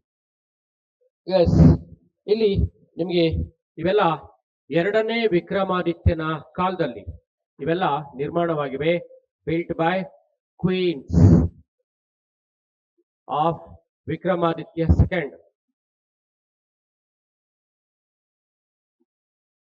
ವಿಕ್ರಮಾದಿತ್ಯ ಸೆಕೆಂಡ್ 2ನೇ ವಿಕ್ರಮಾದಿತ್ಯನ ಪತ್ನಿಯರ ಕಾಲದಲ್ಲಿ ಇವುಗಳು ನಿರ್ಮಾಣವಾಗಿವೆ. ಮುಖ್ಯವಾಗಿ ಲೋಕ ಮಹಾದೇವಿ ಮತ್ತು ಇನ್ನಿತರೆ ಅವನ ಯಾರು ರಾಣಿಯರಿದ್ರು ಅವೆಲ್ಲರೂ ಕೂಡ ನಿರ್ಮಾಣ ಮಾಡಿದ್ದಾರೆ. ಕೆಲವು ಚರಿತ್ರೆಕಾರರು ಹೇಳ್ತಾರೆ ಈ ದೇವಸ್ಥಾನಗಳನ್ನ ಅನಿವಾರಿತ ಗುಂಡ ಅನ್ನುವ ಸ್ಥಳೀಯ ಜನಪ್ರಿಯ ಶಿಲ್ಪಿ ಇದ್ದ. ಈ ಶಿಲ್ಪಿಯಿಂದ ಇವುಗಳು ನಿರ್ಮಾಣವಾಗಿವೆ ಅಂತ ಸ್ಥಳೀಯರು ಅಥವಾ ಕೆಲವು ಇತಿಹಾಸಕಾರರು ಇದರ ಬಗ್ಗೆ ವಾದ ಮಾಡ್ತಾರೆ. ಇದರ ಮುಖ್ಯ ಶಿಲ್ಪಿ ಯಾರು ಅಂತಂದ್ರೆ ಅನಿವಾರಿತ ಗುಂಡ. ಓಕೆ, ಮೈನ್ ಅಥವಾ ಆರ್ಕಿಟೆಕ್ಟ್ಸ್ ಅಂತಂದ್ರೆ ಅಥವಾ ಸ್ಕಲ್ಪ್ಚರರ್ ಯಾರು ಅಂತಂದ್ರೆ ಅನಿವಾರಿತ ಗುಂಡ. ಈ ತರದೆಲ್ಲ ನಮಗೆ ಕಂಡು ಬರುವಂತದ್ದು ಮೇಜರ್ ಇಂಪಾರ್ಟೆಂಟ್ ಆಸ್ಪೆಕ್ಟ್. ಯಾಕೆ ಇದಕ್ಕೆ ಪಟ್ಟದಕಲ್ಲು ಅಂತ ಕರಿತಿದ್ರು? ರಾಜರೆಲ್ಲ ಪಟ್ಟಾಭಿಷೇಕ ಮಾಡ್ಕೊಳ್ತಿದ್ದೇ ಸ್ಥಳದಲ್ಲಿ. ಆಗ ಇದು city of the coronations of the Chalukyas of the Badami. ಹಾಗಾಗಿ ಇದಕ್ಕೆ ನಾವು ಪಟ್ಟದಕಲ್ಲು ಅಂತ ಹೆಸರು ಬಂದಿರುವಂತದ್ದು. ಇದಿಷ್ಟು ನಮಗೆ ಈ 3 ಸ್ಥಳಗಳಿಗೆ ಸಂಬಂಧಪಟ್ಟಿರುವಂತಹ ಅಂಶಗಳು.